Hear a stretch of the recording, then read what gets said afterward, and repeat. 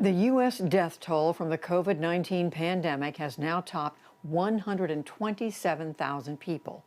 The epicenter has shifted to the west and the south, where cases have ballooned to record highs.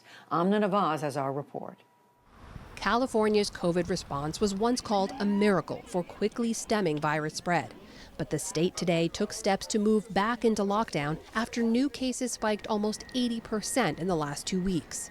Bottom line is the spread of this virus continues at a rate that is particularly concerning. 4th of July weekend has raised a lot of concern from our health officials. We want to, again, remind each and every one of you that if we want to be independent from COVID-19, we have to be much more vigilant.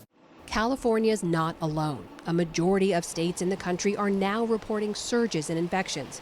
Yesterday, the U.S. recorded more than 47,000 new cases, the nation's highest single-day spike in the pandemic so far.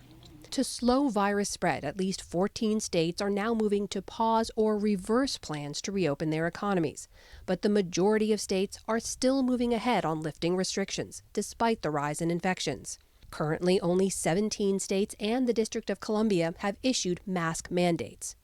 And Texas is not one of them. In fact, Lieutenant Governor Dan Patrick said in a Fox News interview last night that he doesn't need any advice from Dr. Anthony Fauci, the nation's top infectious disease expert. Fauci said today that he's concerned about states like Texas that skipped over certain things.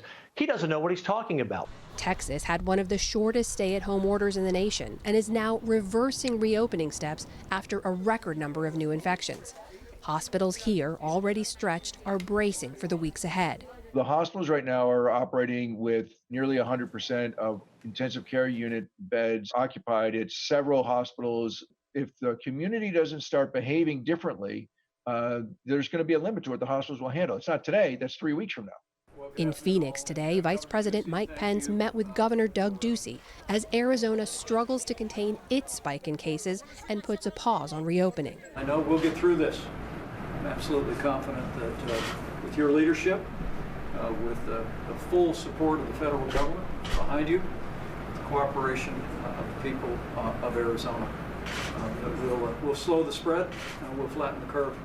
Meanwhile, in Washington, the Senate last night and the House today approved a 5-week extension on the Paycheck Protection Program for small businesses struggling to stay open with the stops and starts of state plans. Business owners like John Wen are left struggling to keep up with shifting plans, like Texas's recent reversal. That definitely added a lot of complexity and stress to small business owners like me. We were hoping it would turn around by May, but now that everything is going in the wrong direction, it doesn't look like we're going to be over this anytime soon. Plans on hold across the country as states scramble to stifle another swell of COVID-19 infections. For the PBS NewsHour, I'm Amna Nawaz.